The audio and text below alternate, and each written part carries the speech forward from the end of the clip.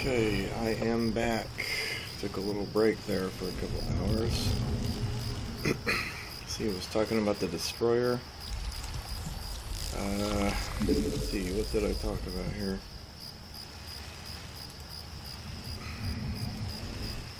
Let's see, did we do the Zerg? No, we didn't. Good counter against the destroyers is Spore Crawler, Scourge. You can use Corruptors to get around the sides and behind because of how slow it has to turn in order to attack, so get good that way. Birdlisk is not the best. It can get its 250 damage ability shot in though, so that's a Zerg. You know, I'm gonna go this is the better way to go. I'm just gonna do it real fast. Talk about what it does good against and what it counters it. What the destroyer does good against is pretty much everything else. If it doesn't counter it, it basically kills it. It does, however, waste its resources on Zerglings and Hydralisks per shot. They're just not worth enough for the ammo cost. Ultralisks is a very good reason to make a destroyer because the Ultralisk can't hurt him, but the destroyer can hurt the Ultralisk. Broodlords, I'm trying to think how well those do against. The Broodlings can't do any damage to the destroyer, but the destroyer has to constantly try and get close enough to attack the Broodlords, so it's kind of like they don't really affect each other a whole lot. Spindel, it would do well against the Spindel only because the Spindel has to come close to get the acid on him. But that would usually mean the death of it. Usually. Like I said, it has a slow turn. Devours actually could do pretty well against keeping it melting and then getting out of the area in time. So that's Zerg. Terran versus Terran. You have your Stingers, of course. Now keep in mind, if you've got a bunch of Stingers, you don't want to keep them grouped because of his barrage ability. That would be sad. Reapers cannot, oh, you know what? I just thought of a cool idea. I thought, what if Reapers could capture a capital ship the same way Marines capture buildings? Like if you had a whole bunch of, it'd just be, no, never mind, this is stupid, because then you could one Reaper could capture a whole battlecruiser, and that's just stupid. Dropships are the way we're going. Just a little funny idea off my mind. Stingers are the only infantry here, other than Ghost Tactical Nukes. Ghost Tactical Nukes and Stingers, once again, against the Destroyer. For mechs, Wolf ability, his missile ability, Goliath from far away can wear it down. Close up, it's going to get wrecked, the Goliath is, so you want to keep your distance. Catapult has the same missile ability as a Wolf. Thor also does well. If I'm not mistaken, a Thor. You know what? Let's fight them. Actually, I don't need to. Well, I'm trying to remember. Who wins, a Thor or a Destroyer. I know. I thought I just did this battle earlier. Yeah, I did. I already did the battle test in a previous video with the Thor, and I can't even remember which one wins. Man, I'm tired. Let's get Thor out here, and let's do a little fight to the death. Speed this up so he's not walking forever. Actually, it's faster.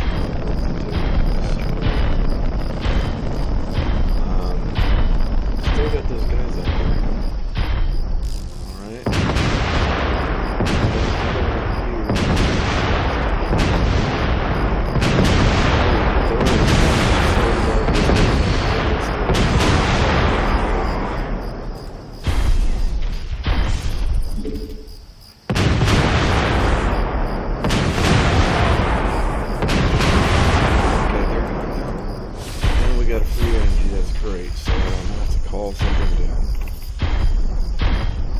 Charged up, and let's head on and attack the Destroyer and the Destroyer.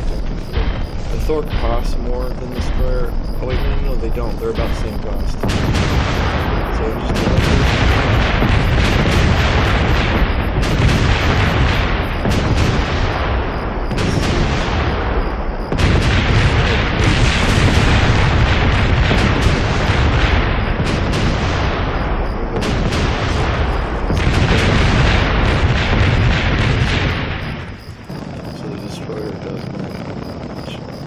mind the destroyer is always visible, but the Thor is not. So that is always a big... missiles are just going to always be hitting it every now and then, you know, when you're when you're that size. The destroyer is 2750, mineral 750 gas, and the Thor is 3,500. Yeah, so actually the destroyer does cost a little bit more because gas is worth more than mineral. So the destroyer does cost a little more, and that's a fair outcome, only because, like I say, the destroyer has its own set of problems. The fact that everybody can see it all the time. Someone would know, if that weren't the case, this would not be right, because the destroyer can fly, the Thor can't. The destroyer is faster than the Thor. You know, so across the board, the destroyer would be better than the Thor. So and it only costs just a little bit more. But the fact that it can be seen by everybody all the time, it needs that edge. But if you can see, the Thor does not win that fight. So the destroyer, again, it's a very powerful air-to-ground unit. Make one if you saw Thor, even though there's better options. Has the mech menu. I think, did I do the test on the Punisher? I can't remember. I'm willing to bet it's a similar outcome as a Thor. Anyway, moving on. All these small ships aren't going to do anything. The Viking is going to counter the Thor. The Valkyrie is not supposed to do anything. I've got to fix that. In the past recording, I was just saying how the anti-light missiles for the Valkyrie seem to be doing double damage or something, or getting past armor in a way that they're not supposed to. So there is that for a problem. So that's the Terran. Their structures, a missile turret. Missile turrets can wear it down. And cannon towers also are a big deterrent. I believe you can make 2 cannon towers for the price of 1 destroyer, I believe. But these things gotta have 100 range. So 2 cannon towers is a lot of good stuff for range 100. So you'd be out of your mind to bring your destroyer within 100 range of 2 cannon towers. Even 1 cannon tower is already going to have 1,600 hit points right off the bat the moment he enters the scene. Because the cannon tower is not visible. Cannon tower is not visible, but the destroyer is. So the destroyer has to have vision and it has to get a lot closer to start firing the cannon tower. Let's have him go healed. So that's Terran versus Terran versus the destroyer. Let's say Protoss or the gate. None of the gateway units are going to do anything. Gateway units are all countered by the destroyer. The Dragoon. Oh gosh. I can't remember the outcomes here. I used to. The Immortal is going to win. Okay. But I'm trying to remember about the Dragoon now, because I think that range upgraded Dragoons do well against the destroyer. I think that it's closer to a break even. The Dragoons won against the Liberator and had 2 Dragoons left. So they had 25% of their force left. But against destroyers, I believe the destroyers either win or break even. Meaning the destroyers do a little bit better against Dragoons, but they still lose to Immortals, whether it's close or long range. Destroyers are very good at killing Colossus.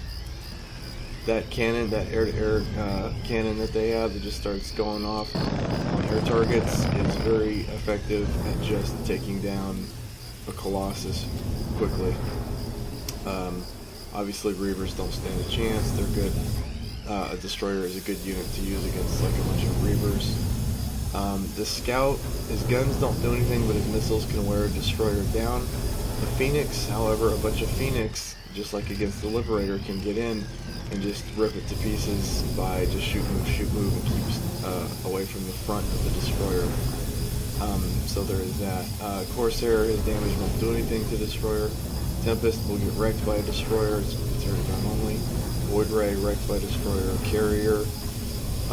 This is interesting. The interceptors of a carrier won't get through the destroyer's armor. And he could just beeline straight to the carrier and start going at it to the carrier. assuming the carrier wasn't around any significant kind of defense. The Warbird, on the other hand, that's different. The Warbird would beat a destroyer, and it really should, because it's priced a lot higher.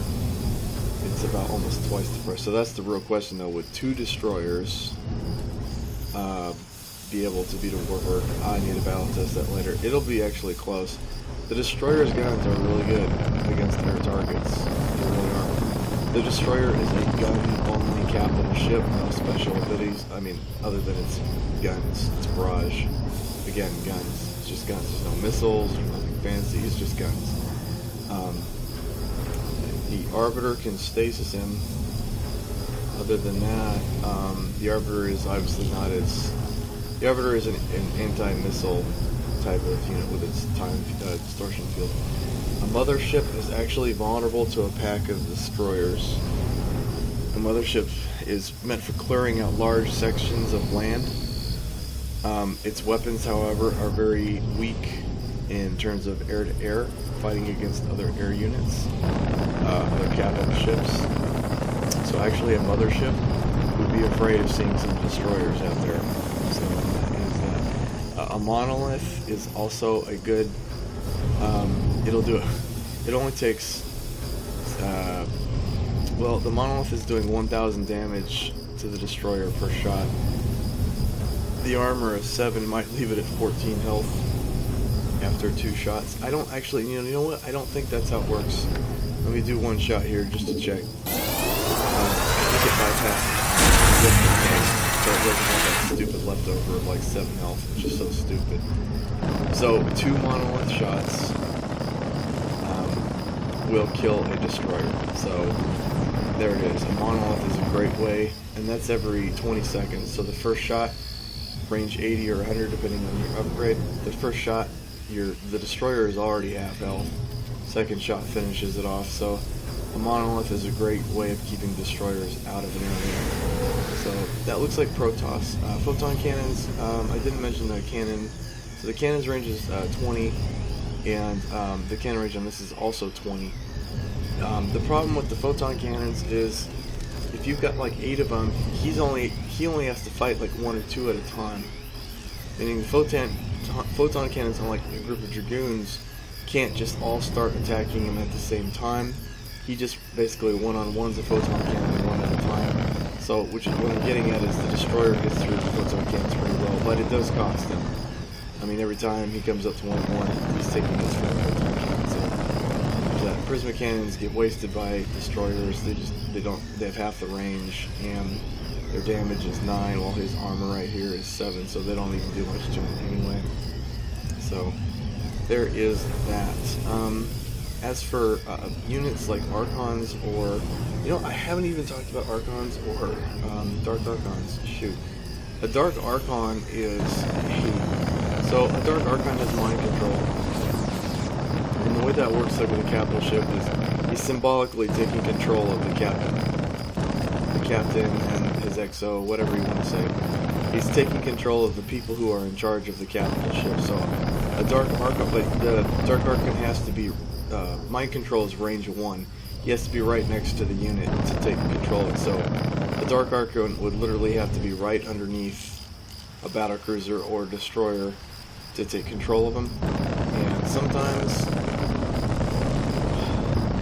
it's risky. You can blink in and do it if you have an experienced enough Dark Archon that has enough energy to do both blink and mind control. Oh wait, that changed. I forgot. Mind control went down in cost. Anyway, mind control is a very dangerous spell against capital ships like destroyers, battle cruisers. It's worse, obviously, than just losing the unit. He gains the unit and you lose the unit. It's double the damage. So yeah, Dark Archon is a very scary anti-capital ship unit. Dark Archons cannot capture a mothership, they cannot capture a Leviathan, but they can capture a battle cruiser. That is the largest type of unit that they can capture. So there is that. As long as it's not a robot. Dark Archons cannot capture robots. It has to be a biological mind that he's taking control over. Okay, so that is the destroyer. We're getting there. Man, this has been a long series. I'm telling you, I didn't think it would take this long, but I'm trying to be thorough as I go through each unit. You know, if somebody wants to know how to play the mod better, or if they want to learn about just how the mod works, this is what the whole series is for. I'll probably do a very quick and concise summary, like a 10 or 15 minute video, but this is the thorough one. This is the long one. Okay, so here we have a Miso Cruiser, and he has all the missiles, as you've seen in the past, one of the past videos. All kinds of missiles. Okay, he's got the Falcon, aka Wraith's missile. He's got the Hurricane missile pods. He does have a point defense laser, like a single one. And he does have, it's based off of your average cruiser nowadays. Your average cruiser has some anti-missile systems on the deck, but then they have all kinds of different missiles, and they can launch tactical nuclear missiles. So a lot of the weapons on this were actually chosen to kind of mimic what modern day cruisers use. Anyway, his tactical nuke is really his main one. He can also fire EMP missiles once you've researched EMP. That's noteworthy. So a science vessel and a missile cruiser can both launch an EMP missile. So that is noteworthy. It's very, especially the fact that he can both launch TAC nukes and EMP. So if you can understand the power in that, EMP will wipe the shields of a target. So if you have a Colossus out there, you can EMP it and then TAC nuke it. You know, you can wipe all the shields and then hit him with a TAC nuke. The EMP will keep him still. So anyway, the TAC nuke is probably, let me get rid of this. I don't like all this debris. Clean it up. So, as you see, there's a little bit of delay with the fires.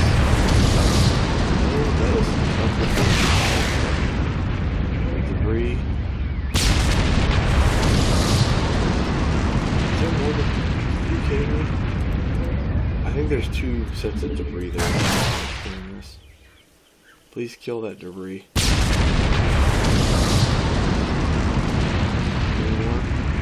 Any more takers? Okay. I'll leave Thor out there. Maybe I'll revive him. Sure, I'll revive him.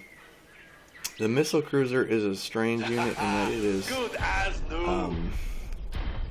like it is a bunch of rocket artillery in their ability up in the air. I mean, it's a support unit. It's not its actual attack. Let me show its actual attack so you can see. Wait a minute.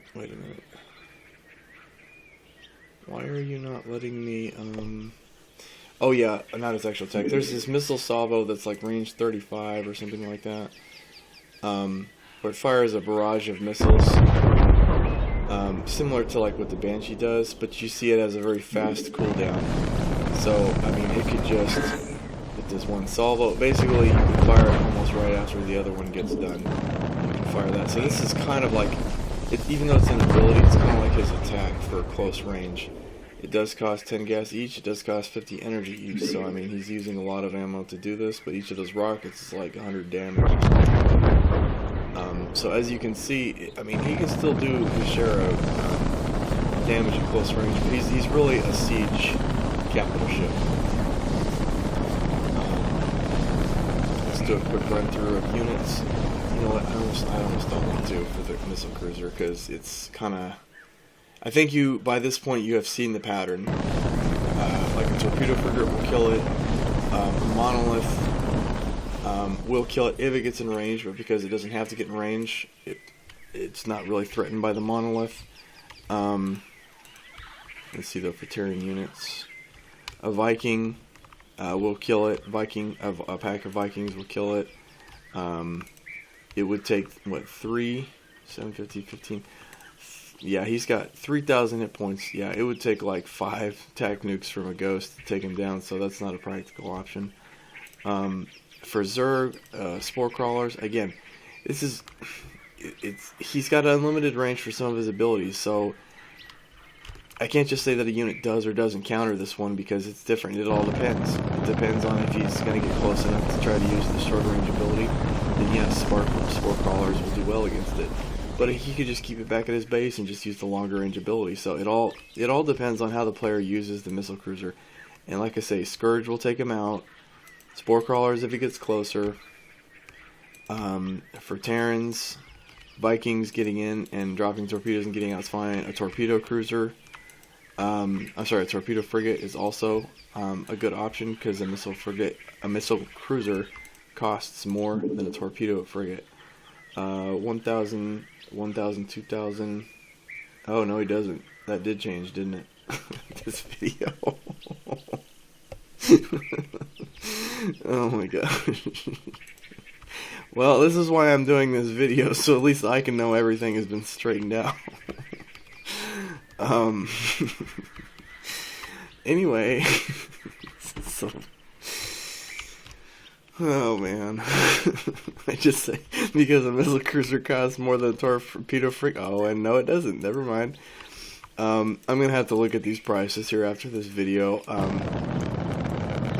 And I'm going to have to look at the prices after the video to understand why the missile cruiser is less than the torpedo frigate. But to be fair though, nobody really uses a missile cruiser.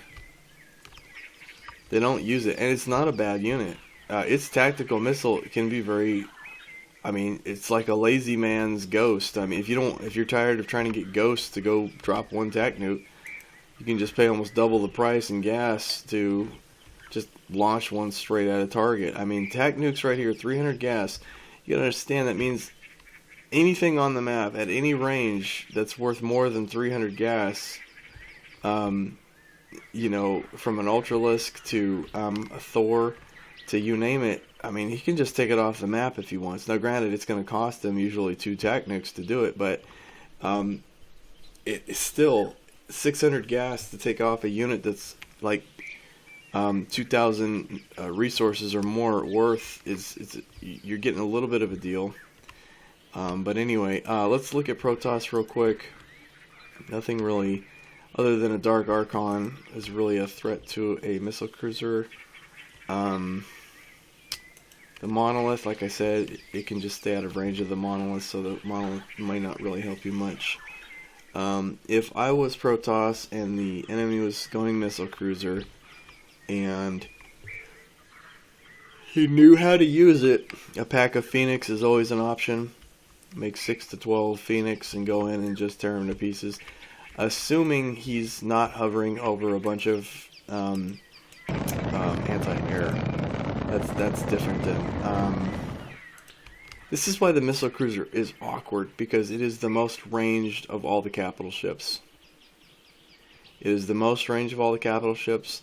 All of his attacks, however, can be defended from prisma cannons, point defense drones, auto turrets, swarm colonies. So, despite the fact that he's awkward to counter and he has unlimited range, he also is limited to only targets that don't have any anti-missile system. All you gotta do is build one swarm colony and he literally can't get any attacks through. So you see how it's an awkward unit. So it's good to use a missile cruiser in combination with something else like a siege tank or some other kind of conventional artillery to try to kill the swarm colony, to kill the anti-missile systems, and then you can use the missile cruiser to be effective. But by himself, he's very easy to defend against, I guess you can say, with just some kind of anti-missile system. But as far as units, oh yeah, I didn't really finish it, did I? A pack of Phoenix is pretty good, and Immortals. That's the way I would go. Those are probably your 2 best bet. Let's move on to the next unit. Let's see here. Okay, so there's different classes of battlecruisers. let me make one of these, and then I'll make a regular battlecruiser after that. Okay, all you guys, go to, well, actually, you can stay here. Carrier, I don't know about you though. You can go away. Okay, so this is a Minotaur class battlecruiser. It's a smaller class. It's more basic. It just has guns. It can fire tactical missiles. This is because of lore, but I'm looking at it from a gameplay perspective, and I don't like the fact that the missile cruiser, whose main ability is to fire tac nukes, is also something that the Minotaur cruiser can do. Kind of takes away from it, but hey, lore-wise, okay. Theodore G. Bibble. Now this is a Behemoth class battlecruiser. It has Yamato cannon. It's a fully loaded battlecruiser. Okay, it can launch tac nukes. I'm fine with that. I don't know. I'm gonna say that Minotaur class. You know what though? This is where I try to keep as close as I can to lore as possible, but I don't like the fact that. I mean, I know it costs more than a missile cruiser, but the tactical missile is one of the main reasons you make a missile cruiser, but then you can also just make a Minotaur have a good set of guns and the tactical nuke. So it is what it is. Anyway, a Minotaur class battlecruiser is smaller than a Behemoth class battlecruiser that you see right here. 4,000 hit points, 5,000 hit points, 15 armor, 4,000 hit points, 12 armor. 2.25 speed. Behemoth class is 2 speed, so it's a little bit faster. It's not able to take as much damage. It does not have that Yamato cannon that you see down this center right here. That's big. I mean, the Yamato cannon does 5,000 damage, so it's basically just it'll kill any capital ship basically in one shot. However, except a Gorgon battlecruiser, a Leviathan, or a mothership, it takes several. So it's a Minotaur class battlecruiser is smaller, has guns. It can call down Marines just the same as a normal battlecruiser. It's very useful if you just need some troops on the ground to recover a mineral drop, to capture a Terran building. So it can drop Marines and it can fire a tactical nuke. Overall, I mean, it's for its price. I always make battlecruisers. And the reason is because, I mean, usually you're almost there. Like, let's say you've got 7,800 mineral and 2,000 gas. So you're at a point where you could make a Minotaur right now, right? You've got enough mineral to do it, and you've got enough gas to do it. But then you think, 7,800 mineral and 2,000 gas, if I just wait, like, you know, a couple minutes longer, I can make a full-on battlecruiser. And that, it has a full-on battlecruiser has defense matrix and Yamato, with 1,000 more hit points, you know, so, and a little bit more armor too. So I always just make a full-on battlecruiser. I could be, you know, if you think about the amount of devastation 2 Minotaurs could do to a city as opposed to just 1 Behemoth, that might be a reason. You know, it's basically it would have twice as much basically damage per second than a battlecruiser. The amount of weapons are actually about the same in terms of air-to-ground guns or cannons. So the Behemoth, you're getting a little bit more size, armor, Yamato, and defense matrix. So, but in terms of just weapon capacity, they're about the same. So you'd get a lot more damage per second if you went Minotaur. This is a new thing, by the way, different classes of battlecruisers. And yeah, they all have actual lore names. Theodore G. Bilbo. That sounds like a really stupid name, I know, but it was one of the names of one of the battlecruisers in Starcraft history. So, and all of the names are based on the class too. Like Victory is a name of a Minotaur class battlecruiser. Let's talk about counters and what it's used for. So basically, just the guns of a battlecruiser. I could talk a lot about the Behemoth because I use it all the time. As for the Minotaur, I don't build them much. I don't even remember the last time I have built one, honestly. And that doesn't make it a bad unit.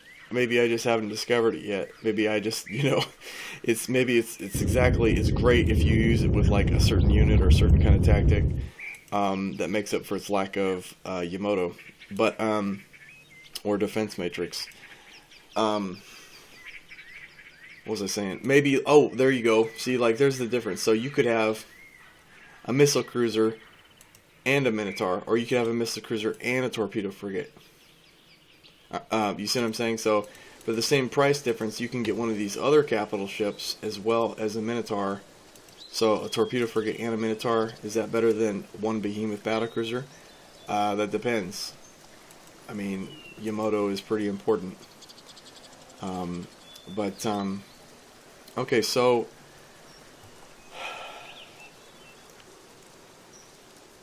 let's talk counters. Let me just stick to the program here. Scourge are always going to be one of your best counters against any kind of battle cruiser.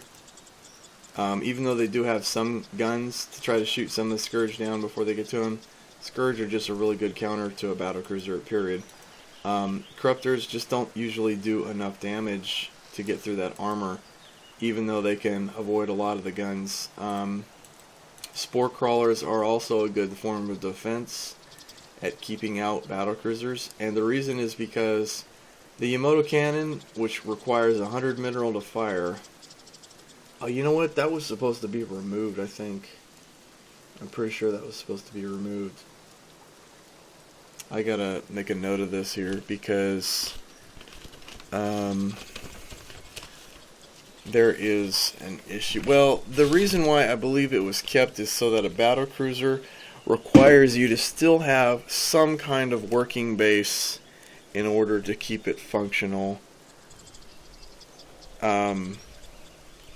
Because there are some games where it will happen where you will literally have nothing but a battle cruiser left, and your cities are gone, your workers are gone, you're literally just left with a battle cruiser, and you're struggling to try to kill all the rest of his stuff.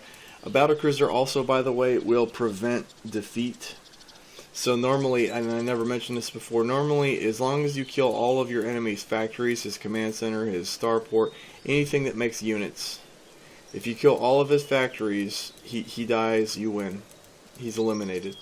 His barracks, factory, command center, or his nexus, his gateway, his robotics, all these other buildings, all this tech, it doesn't matter. It doesn't count supply depots, it doesn't matter. So to prevent defeat, you have to keep all of your factories alive.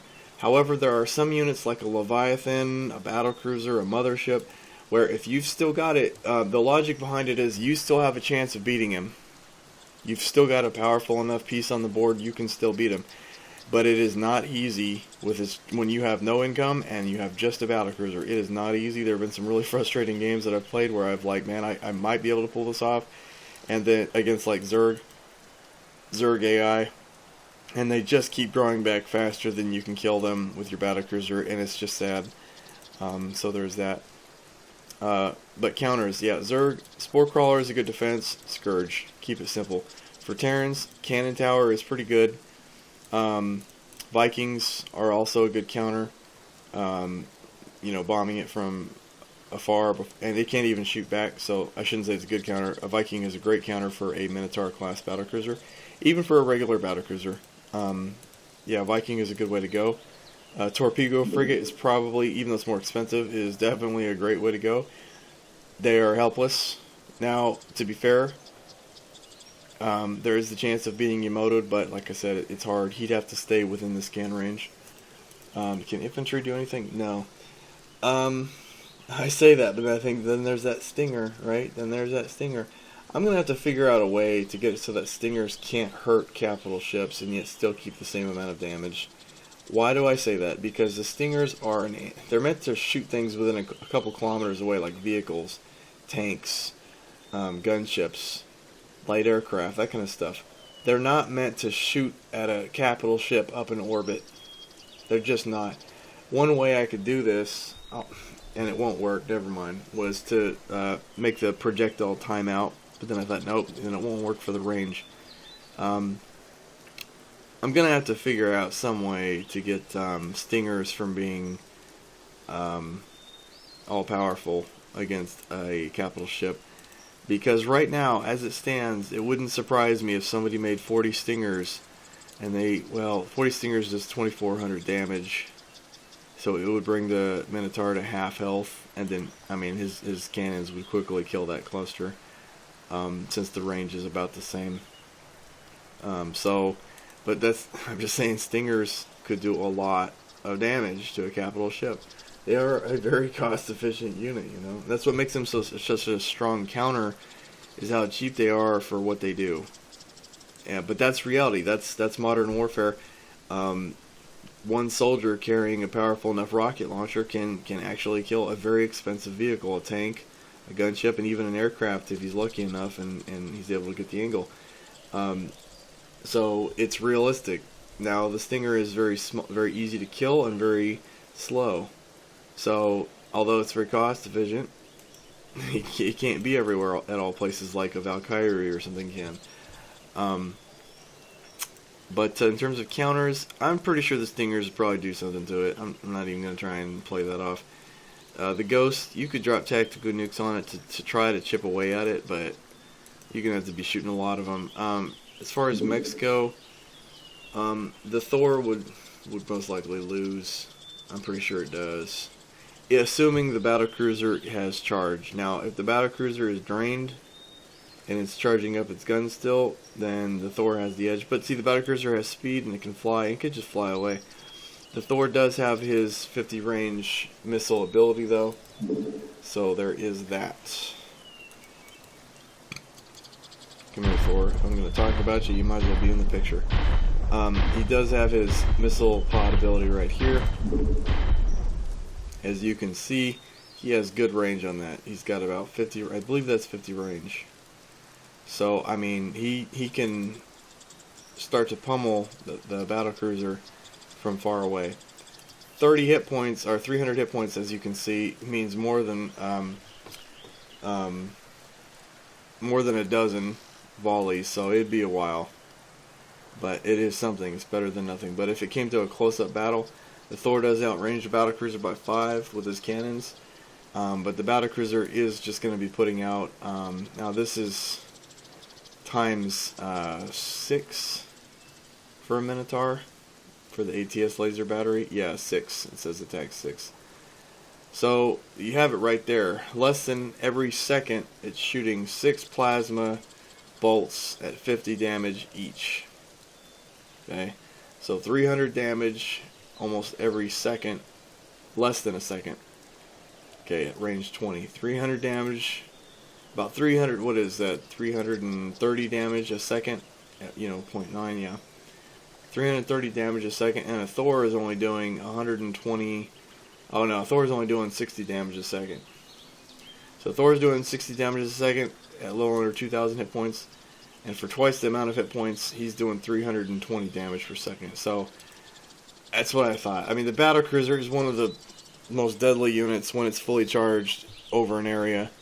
I mean, its plasma guns just wreck everything. So, a Thor, if it gets underneath a battlecruiser, even a Minotaur, it's going to die. That's not really how the Thor should play it. The Thor should just try to use his missile abilities from far away and kind of stay away. Or catch him if he's out of charge. If he's out of charge, that's different, because his rate of fire is now drastically slower. So there is that. So Terran versus Terran, Torpedo Frigate, Vikings. I would just go Vikings. It's the low-cost solution. Just a couple Vikings could start to wear it down. So there's that. I think I'm good with Terran. Let's talk about Protoss versus a Minotaur. Monolith keeps... battlecruisers out in general. A Monolith is good versus a Minotaur, but not good versus a Behemoth. A Behemoth class with his Yamoto gun counters the Monolith, but without that gun, the Minotaur class battlecruiser is at the mercy of the Monolith beam hitting him 1,000 points of damage at a time.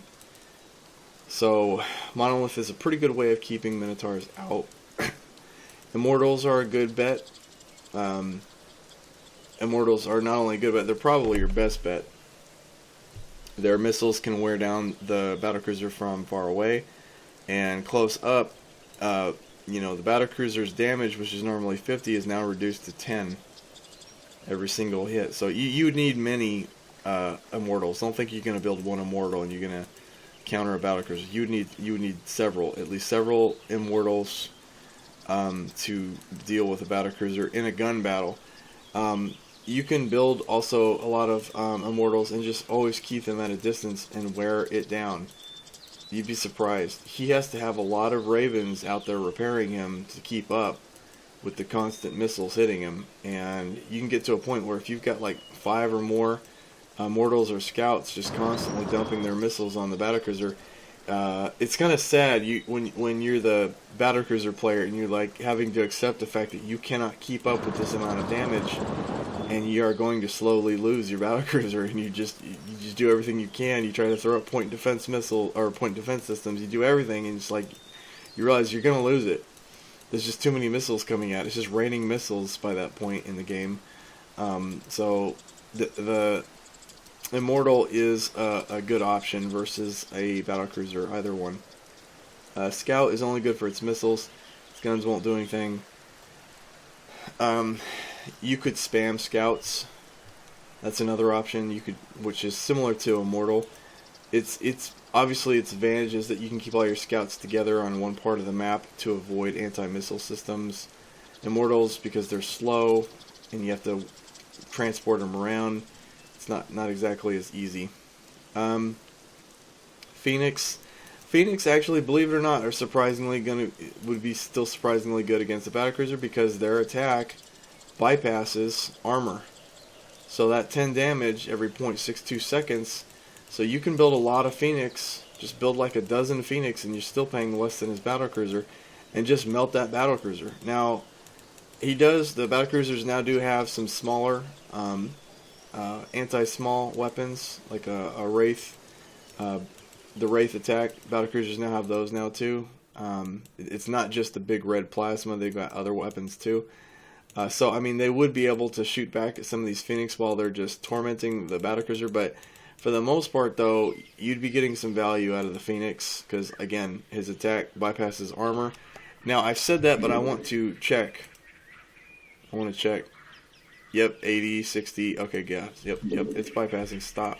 You see how one Phoenix, within a couple seconds, has already got him down to 38, 60, so you see what I mean when I say if you had a whole pack of them, you can just, you can shred that guy.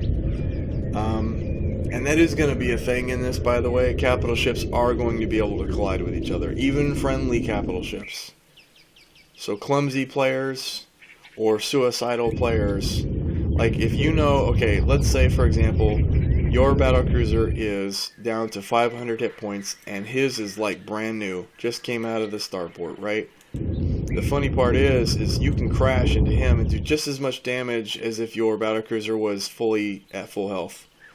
But the reason why that's a good thing to do is because you're basically trading out an almost already dead battlecruiser to get rid of a brand new battlecruiser. So there is going to be capital ship crash dynamic in this game. You won't see it really affecting much. There aren't many times where capital ships actually do affect each other. I'm also going to have to figure out what I'm going to do with the heights, because I've got the heights staggered so that different capital ships are at different heights, so it doesn't look so stupid with them all flying like through each other. So at least they fly over each other. So I'm going to have to figure out how I'm going to do that. I guess maybe the units will match height before they collide into the other capital ship, maybe something like that. But anyway, back to the subject. Minotaur battlecruiser, I think I've covered it all. Carrier interceptors won't do anything to it. A Warbird has an attack that will get through the armor. A Warbird and a Minotaur battlecruiser are about the same scale and cost. Yep. A Warbird is 1,000 mineral less. So there is that. Let's see here. Minotaur, and then the next one is Behemoth, I believe, which I pretty much already talked about. Behemoth anyway, talking about just the guns aspect. So the Behemoth has the Yamato cannon. So this is really actually, I'm not going to talk about the Behemoth as much as I'm going to talk about the Yamato gun, since it's like the only difference. The Yamato gun and the defense matrix. I need to actually talk about this. There is a certain rhythm about using a Behemoth class battlecruiser that has a defense matrix and Yamato. There's a time to attack and there's a time to stay back at home. If you're playing against Zerg, who still has a lot of resources and there's a lot of Scourge out on the map, it's best just to keep the battlecruiser at home, and I use the Yamato cannon. I only usually bring the battlecruiser to help eliminate cities once the Spire is gone, there's no more Scourge. Once some of the threats or potential threats on the map are gone, and he kind of has free reign, then I will bring him out to clean things up. But for the most part, he's an overglorified Yamato cannon, and that's fine, because it's being on the receiving end of this is no fun. Your hive gone, Your Greater Spire, gone. Your Missile Silo, gone. Oh, and your Fusion Core, which goes nuclear when it dies, gone. As well as the city around it. So a Behemoth battlecruiser actually can afford to be more passive. It can just sit back and just use Yamato Cannon once every 60 seconds. So that's perfectly legit thing. I mean, someone say you built that big old thing just to use Emoto every minute. Yeah, that's fine. I'm paying 100 mineral to get rid of units that are worth a lot more than that. So I'm forcing him to trade badly. So there is that. Let's see here. The defense matrix, this is what I need to talk about. You're going to find a lot of times where you need to hold fire so you can build up energy. The same energy you use your weapons to fire comes out of using defense matrix or Yamato cannon. Even dropping soldiers takes 5 energy.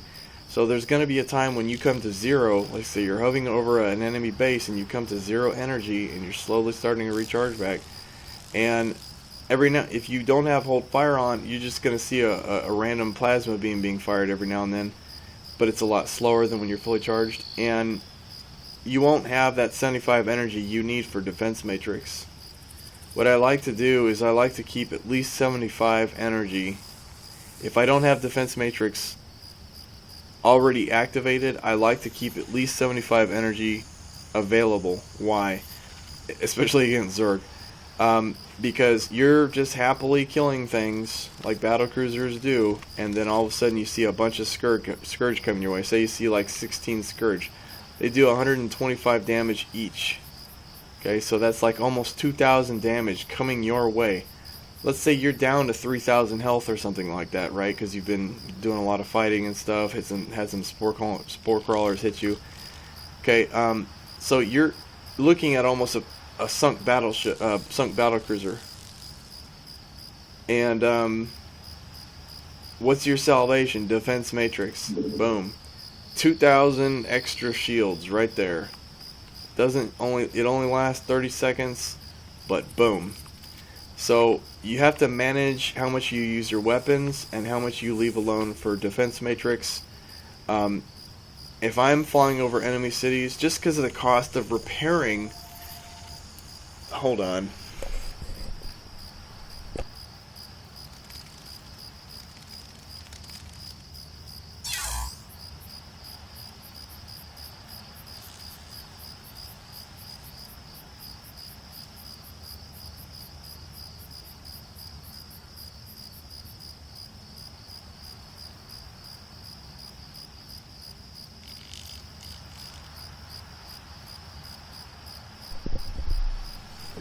Alright, well, I got a telemarketer calling me. I swear, man, I got other stuff to do right now.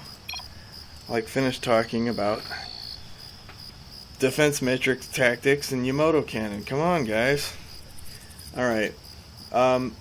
Yeah, hold fire is essential. Another thing you can do, this is before the battlecruiser had hold fire, so you don't really have to do it now. In fact, actually, you know what? I don't even know why I still do it. It's just old habits die hard. Okay, so, let me...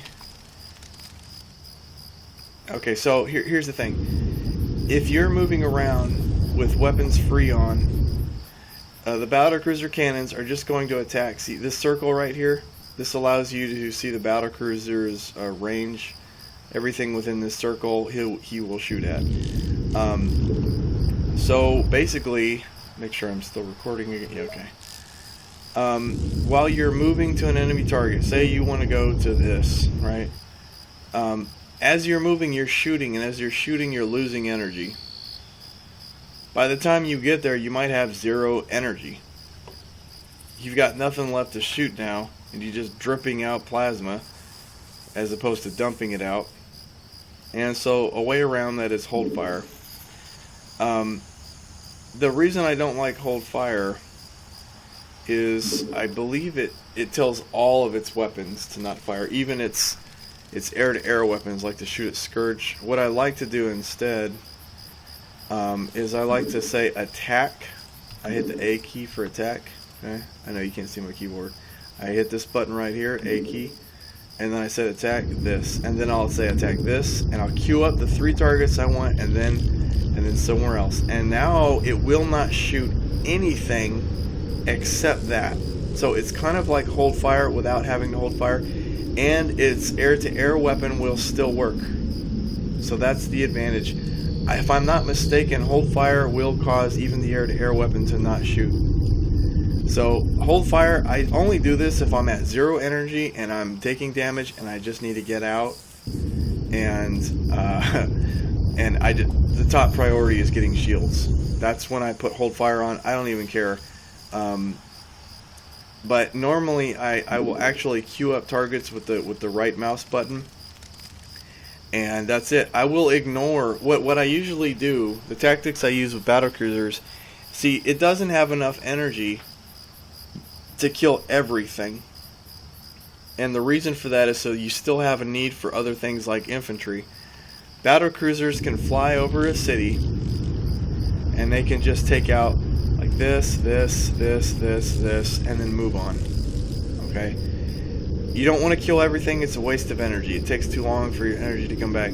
So what I'll do is I'll take out like just the sunken colonies, just the spine crawlers, and then once it has no land defense, I'll do a comm scan, look for lurkers. Okay, lurkers are dead, spines are dead, sunkens are dead, there's no units in there. What do I do then? I just drop marines, and they will do the rest. And then I move on to the next city. I'm already moved on to the next city, and the marines will just do the rest. I'll select these guys, demolition charge, I'll click the building, and I'll use demolition charge to blow up the big ones that take a long time. The marines do the rest. Meanwhile, Mr. Battlecruiser is already happily going off to go incinerate the next city that he wants to kill. So, stop going off to incinerate. You're going too far now. So that's how I use it. I'm sure, look, everybody come up with their own method. I'm just saying this has been the method that I use. It seems to work the best. It's the most efficient. You can just hover the battlecruiser over a city and just slowly drain out plasma and slowly try to kill the whole thing with just a battlecruiser like a lazy person. I mean, it'll probably work too. I just like it to work faster. I like it to work better. I like it to work more efficient. So that's how I actually use battlecruisers. Defense matrix, like I say, I always keep 75 energy. I try to anyway, in reserve. The moment I hit like 73, 72, that kind of thing, I'll just hit hold fire. And I'll wait until I can get over like 80 or 90, and then I'll like pick targets, and then if it gets back down, I'll hit hold fire again. I know it sounds tedious, but this is called micromanagement. This is how you micro things better for better effect. You could mindlessly go in, but then you're going to find yourself with no energy, and then he can just dump Scourge at you, and you lose your battlecruiser. Another thing I need to mention about capital ships like carriers and battlecruisers and motherships is when they die. In fact, let me give a demonstration of the carrier over here. In fact, I'm going to actually fly him over the enemy base. Oh, he's going so slow because he's wounded. Well, I don't need to fly him over the base for you to get the idea here. Where's Bilbo? You got your Yamato cannon? Okay, good. We're going to use it on our buddy here. I am going to come back and improve the capital ship explosions, and right now when you kill a capital ship it falls to the ground and it blows up. But I am going to have it so that with certain things like Yamato, and boom. And I mean and there goes, can't see it anymore. Get my comm scan right here. And you've got the carrier debris right there, wrecked carrier, see? So it'll kill a lot of stuff that you... So you can do a battlecruiser on a suicide run too. Don't bring it back to your base if it's about to die. Don't do an Arno, as we say. There's this game on the map, King of the North, where his battlecruiser was in trouble and he was trying to bring it home, and he was just getting hit by missile after missile after missile, and me and Hanzo, we were in that game, and we were both like, no, Arno, don't. We saw him slowly trying to get his battlecruiser back home and back into friendly airspace.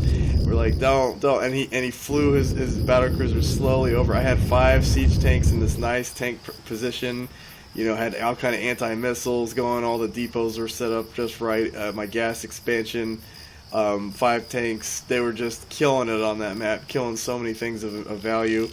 And then we just saw, I had his battlecruiser selected to watch the health slowly go from 400 to 300 to 200. And I was like, man, it's too late now. He can't even turn around. They were already in the blast radius, so we just watched that battlecruiser just fall to the ground and blow up and kill all my tanks. To his credit, he actually remade all the tanks. he made tanks and gave them back to me. Which I haven't actually explained that you can give units in this mod, and I can't, since I don't have an ally here, I can't actually do a demonstration. But what you do is you select the units you want to give, you hold the apostrophe key, and let me type what I mean by apostrophe, that key right there. So while you have that unit selected, you hold the apostrophe key and you click on a unit of the player you want to give it to, and there will become that player's unit. So you can give units. It's actually, in team games, it's essential. I think every game I've ever played, somebody is always giving somebody else a unit at some point. If anything, just an SCV if they lose all their SCVs. So anyway, capital ships, they do crash and explode big time. So be mindful of that. You can use that to your advantage too. Maybe it's a one-way mission. You're not making it home. You've got no way to repair it. It's taking too much damage. Fly it to the center of the enemy city as a giant going away party. So yeah, defense matrix, I've talked about that. Yamato cannon. Now it's always up to you, obviously, what you want to prioritize. Against Zerg, I'll just start plucking out hives. Why? Because he can't defend against it. It's just, I see a hive, it's going to die. The hive is worth a lot of resources, and it's a resource hub. Why not? And it's his tech, so now if he ever wants to build something else later, he's like, why can't I keep building it? And he forgets that his hive is dead. So hive is usually one of the first things I'll kill. The next highest thing would be a greater spire. Sometimes the spire is the first thing I kill, actually. When the battlecruiser is new on the map, the spire is usually the first thing to go. Why? Because he can't immediately start building Scourge. He's forced to have to make spore crawlers. That's it. That's all he can do. And he can try and hide a spire somewhere, which is his best bet. But the spire is usually the first to go. Now, if the battlecruiser's been on the map for like 20 minutes, it's not a surprise anymore. He's known for 20 minutes that there's a battlecruiser on the map. So it's not as... in that case, I would rather just kill the hive. So there's that. Sometimes, and then the third highest priority against Zerg would either be an Ultralisk or a Spore Cannon, depending on the situation. But if the Spore Cannon is causing allied units a lot of difficulty, then sometimes I'll just do the Spore Cannon first and just forget the hive. So there is that. Obviously, a Leviathan is the number one thing you shoot at, which I need to mention for battlecruisers. Battlecruisers can be infested. Shoot, I didn't mention that when I talked about the Thor, didn't I? Oh, I did. Okay, yeah, a Thor can be infested by a Defiler. A battlecruiser can be infested by a Leviathan. Okay? So, if he makes a Leviathan, right over here, a Leviathan costs 12,000 mineral, 3,000 gas, and a Behemoth class battlecruiser costs 10,000 mineral, 2,500 gas. A Leviathan is still considered a bigger unit. In fact, let's get one out here, just so you can... He flies lower. Any day. Well, while that's going. So, basically, the moment... If there is a Leviathan and a battlecruiser on the map, it's going to get ugly fast. They're forced to fight. Why? Because the Zerg is under the pressure of the Yamato cannon. He can't just sit there and take a 5,000 damage hit to his Leviathan. It's an immature Leviathan too, by the way. And yeah, he does look a little smaller because he is lower to the ground than the battlecruiser over here, which is much higher, closer to the camera. Believe it or not, scale-wise, he's actually about the same size, but because the battlecruiser is higher, it makes it look bigger. That's another way I kind of cheated at making it look bigger without not actually having to be ginormous. But anyway, this Leviathan right here has infestation right here. So basically, and he's got 9,000 hit points. What does that mean? He can take 2 Yamoto hits and that's it. Which is why I said if there is ever, and it's rare, but if there is a battlecruiser on the map and then a Leviathan on the map, it's like an instant, they have to attack each other. The Leviathan almost has to just beeline straight to the, it doesn't matter what's around it. Because the Leviathan will die over time if it stays back at the base. So it has to beeline it to the battlecruiser. The battlecruiser pretty much has to Yamoto the Leviathan.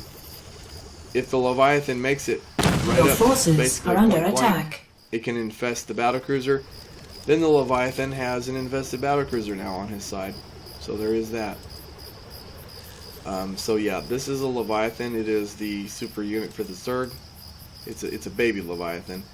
A real Leviathan would be way bigger than the whole map. So this is just a little baby Leviathan, but it ends up working out to be like a Zerg battlecruiser. I'll talk about that one later.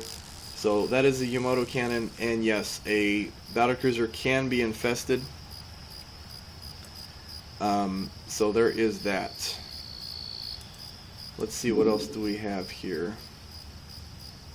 The Hyperion. Okay. There are other battlecruiser classes for different factions.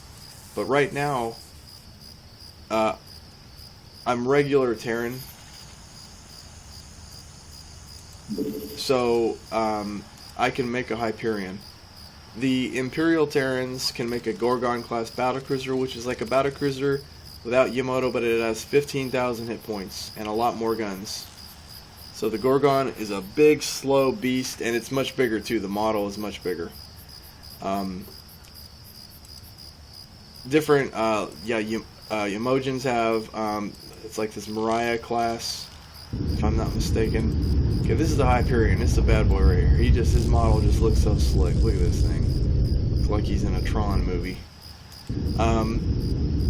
The Hyperion does not have tactical nukes like a normal Behemoth class. Instead, it can do a tactical jump. Now this is super important because this means it allows the battlecruiser to jump to any part of the map. There is a cooldown of 1 minute, so there is that, and he does have to face the direction he's going to jump. So if he's in the heat of it and he's got to get it out now, I hate to say this, but okay, there we're on good. Now we're on normal speed. He might not actually turn around in time if you wait too long, and I highly recommend using jump to get out of a bad situation as a almost free life, as opposed to using jump to jump right into the middle of a heated situation. That is stupid. Only defense matrix can help you, but if you just jump in there and then all of a sudden he throws skurs at you and you're about to die and you're just getting hit by spore crawlers, and you're just looking at how your cooldown on your jump is now like 45 seconds away, and you realize you're gonna die. It's sad. A jump is really better for preserving the battlecruiser, keeping him alive. Well, at least I recommend that. Maybe you'll find some really cool way of using it in a more offensive and aggressive way. I just personally use jump as a way of keeping it alive. I bring it home, I repair it, and then I send it back out. Bring it home, repair it, send it back out. Rinse, repeat, wear him down with a Hyperion. It actually works pretty well. He can call down the Marines the same way. A Hyperion is basically, it's a Behemoth class battlecruiser with a variation of abilities with his jump drive as opposed to launching tactical nukes. Otherwise, it's the same as a Behemoth class battlecruiser. Also, he does have more energy, if you notice, 400 rather than 300. So there are some little trade-offs, but the weapons, I believe, are the same. So there is that. Hyperion class battlecruiser is cool beans. You can only make one of them, ever. Like, if he dies, you can't just go back to the starport and make another Hyperion. And if you get a Hyperion started, your allies can't make one now. There can only ever be one Hyperion. Okay, it's a special unit. Almost you could say like a hero of the battlecruiser class.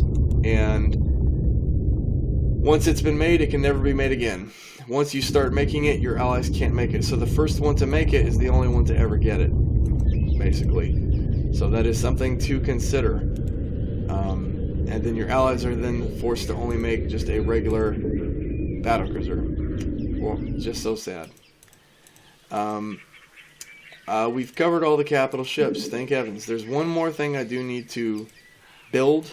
And this is experimental, and I'm going to talk about how this unit is going to work, which should be good enough in the future. Meaning right now, it doesn't work this way right now, but it will work this way once it's done. So I'm going to save time rather than make a video later. It's called the Starbase. You build a Starbase at any orbital command. It does require a fusion core and a starport. So it's the same as if you were trying to build a battlecruiser, but you build a Starbase at a orbital command. You can only have one Starbase. That's it. Only one. So you have to choose which orbital command you want to build it at.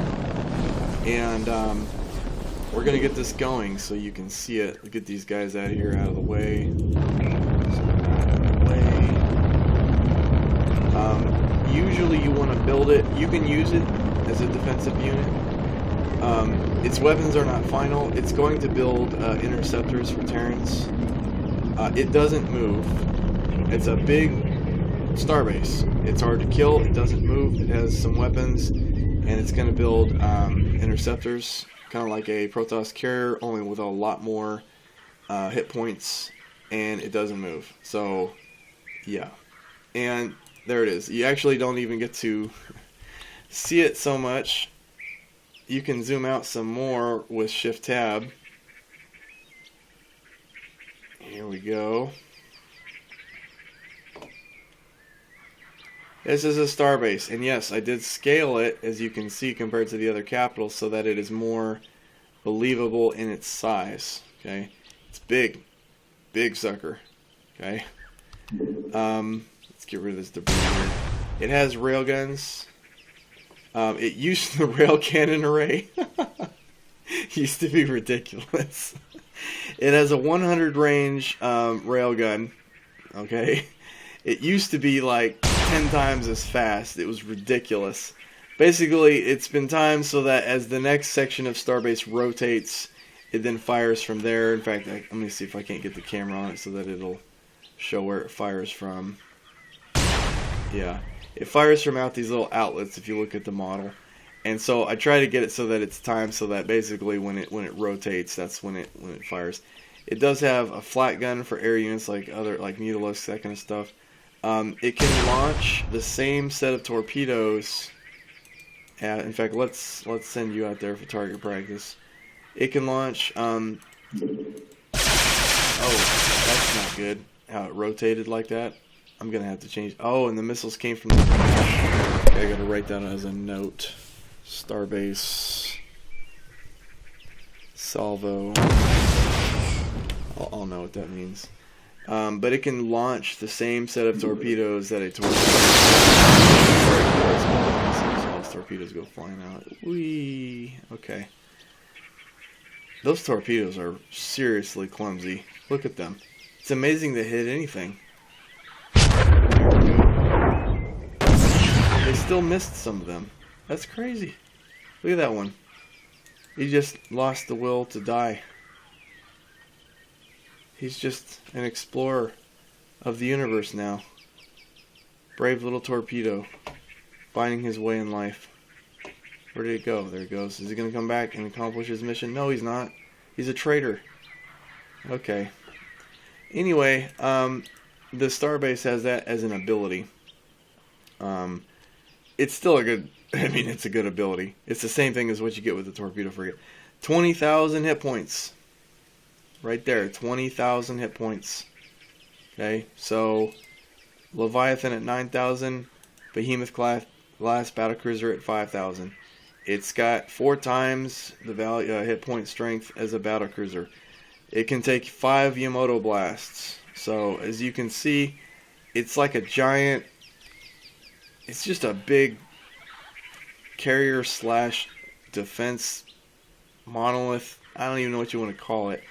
But it does defend a 100 radius area well. In fact, no, it doesn't draw the circle. Well, that's a shame. So anyway, that is the Starbase. the Starbase is going to make interceptors. Like I said, it's going to be the hub where interceptors are made. Kind of like a super carrier, but like I said, it can't move. So there's that. I wonder where is the shadow covering everything. I wonder where the shadow is. I know I'm pretty much done here. So now I'm just kind of putzing around, and I'm trying to see the angle of the shadow here. Yeah, right when the sun is on the horizon, the lighting can sometimes do weird things. Just to go. The AI doesn't want them any closer. They got missiles, buddy. I will shoot you with them. Your forces are under Starbase attack. Is shading all of this. I think it is. Anyway, that is the Terran. I will probably do a special video on just Terran tactics now that you have an idea of what different units do. Oh, you know what? I'm so ahead of myself, man. I didn't even finish. How do you counter this, and what is it used for? Okay, I'm like, that's a Starbase. Has railgun, shoots torpedoes. Well, that's a good video. Wrap it Your up. forces are under attack. So basically, your Scourge, just Scourge. It does have a flat gun, so it's gonna kill some of the Scourge. Now, someone say, well, if it's still having like 50 auto turrets. Keep in mind, first I want to look at the price. Oh shoot, I can't show you. A Starbase costs more than an battle, right?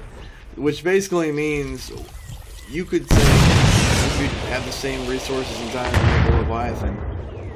A Leviathan will clobber a Starbase. These spines have some highest damage per second than any kind of attack in the game. 200 damage per tentacle. 4 tentacles striking at a time every couple seconds. It's doing 2, 4, 6, 800 damage every 2.2 seconds.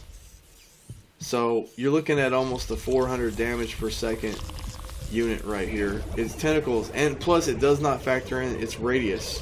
The tentacle smashes everything within a small radius. So clusters of units, buildings. A Leviathan just walks over cities when it starts attacking. In fact, I could probably demonstrate that as I send him off towards enemy AI land. So, to answer the question, how does a Zerg deal with a Starbase? The Scourge is a good one if he doesn't have a lot of defense.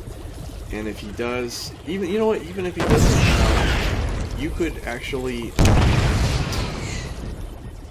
I mean, Corruptors, he's only got that flat gun. And it costs so much to make that Starbase. Your forces are under attack. And let's face it, 50 Corruptors, even though it's attacking for strong per unit, I mean, 50 Corruptors, you know? 50 Corruptors, or a bunch of Scourge, or, what'd you call it? A Leviathan would counter a Starbase. I just wanted to show you this video. Leviathan. The key is, I think, you don't tell him to attack area if you get him to move. He just literally shots most buildings. With a separate just walks over cities. That's it. Battle Cruiser can't do this. Battle Cruiser does think out of it. The Leviathan does not. You see that? Just walk over to the town. And now it's Brother City.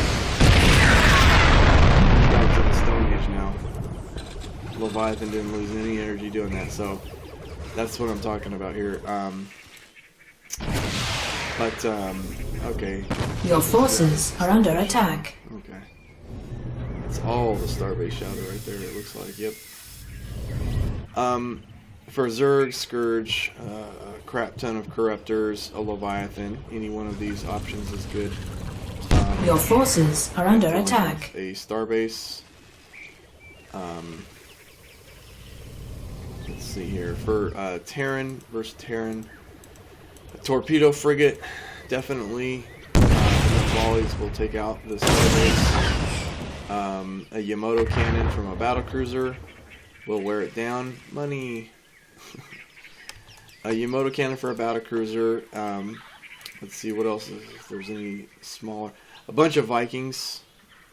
Yeah, that's all. I mean, you can make 50 Goliaths. I mean, so your options are pretty wide for such a valuable unit. Yeah.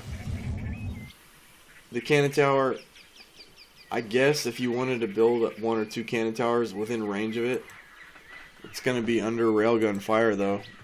Plus it can also fire that torpedo salvo at it while it's under construction, so that's not going to really work. So that's Terran. Make Vikings or make a torpedo frigate, something like that, or Yamato. For toss, oh, and there's always the option of nuking. I mean, the nuke does 5,000 damage, so there's that option too. For Protoss, I'm sitting here looking at infantry. Seriously. Immortals would be a good bet. You could put together an immortal army. You could. For the cost of 1 Starbase, you could make... It would be a lot less to make 10 immortals. 1,000 gas, 3,500 mineral. By the way, I do suspect that the immortal is a little bit underpriced right now. I mentioned that in the last video, and I do suspect it's underpriced. It's just such a strong unit. In fact, let me look at something here. Cyclone is 125, 500. Sam is 300, 100. And it is... right now 350, 100. It feels like it should be a 400, 100 at least.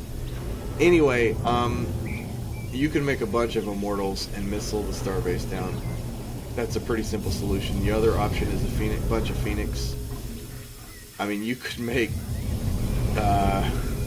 you could do the math on it, but you can make dozens of Phoenix for a Starbase, and they will melt that Starbase. So Phoenix, immortal, I think that's about all you really need to know.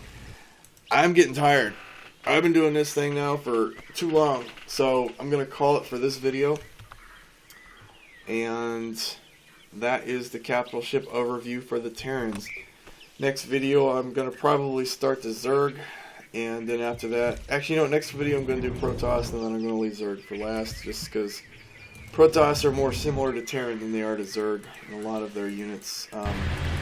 After that, I'm probably going to do a quick summary of well, actually, no, that'll be the last one, a quick summary. The only one that I'll probably end up posting is going to probably be the last one, and it'll be a 15-minute summary of everything.